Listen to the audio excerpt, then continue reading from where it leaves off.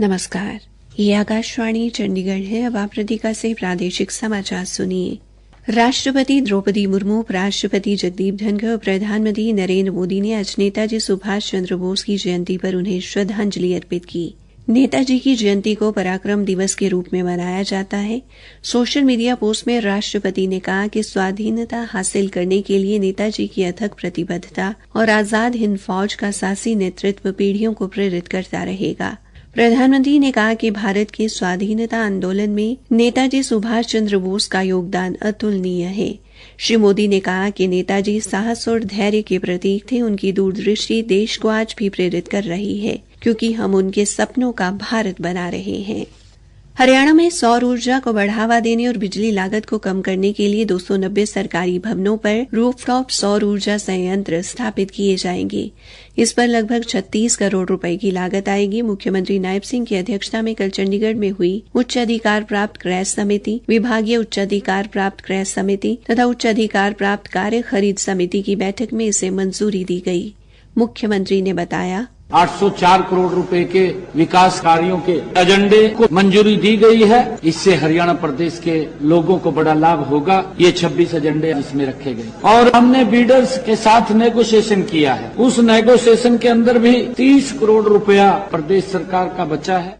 बैठक में गुरुग्राम जिले में बनवाड़ी लैंडफिल साइट पर ठोस कचरे का 4 माह में पूर्ण रूप से निस्तारण करने के लिए एजेंसी को ठेका दिया गया है।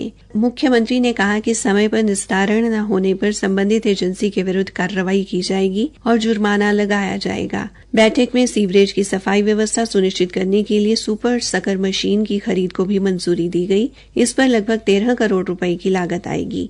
इसके अलावा यमुनानगर जिले के साढौरा में सामुदायिक स्वास्थ्य केंद्र को 50 बिस्तरों वाले अस्पताल में उन्नयन करने को भी स्वीकृति दी गई।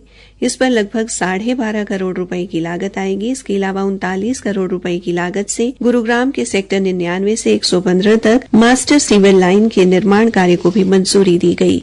बैठक में थानेसर टाउन में आवासीय कॉलोनियों के लिए 16 करोड़ रुपए की लागत से अपशिष्ट जल उपचार संयंत्र के निर्माण सहित विभिन्न विकास कार्यों को भी स्वीकृति दी गई।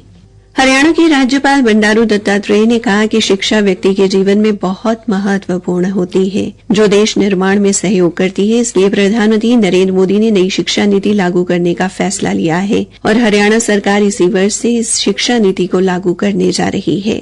राज्यपाल पिंजौर के ब्रह्मर्षि आश्रम विराटनगर में ब्रह्मर्षि विश्वात्मा बाबराजी महाराज के अंतर्राष्ट्रीय जयंती महोत्सव में मुख्य अतिथि के रूप में बोल रहे थे। श्री दत्तात्रेय ने कहा कि देश का आधार नैतिक मूल्यों से है। नई शिक्षा नीति में नैतिक मूल्यों से युक्त शिक्षा शामिल की गई है। उन्होंने कहा कि महिलाओं को ज्यादा से ज्यादा शिक्षा प्रदान करने से भी देश की उन्नति होगी।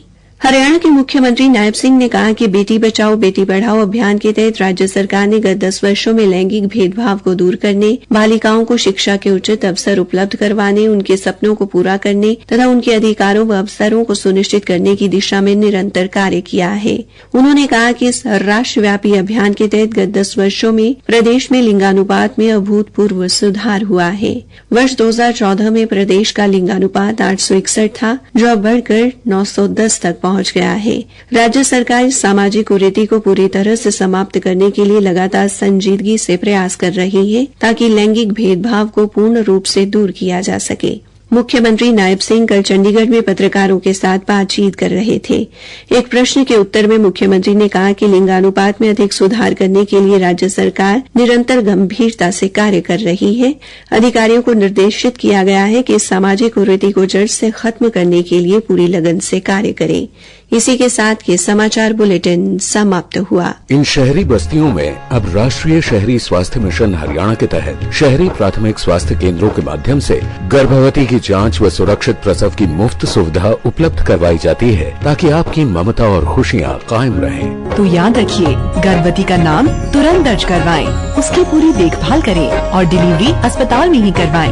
बधाई हो। राष्ट्रीय शहरी स्वास्थ्य मिशन हरियाणा, स्वस्थ बने जीवन, हर बस्ती हर आंगन।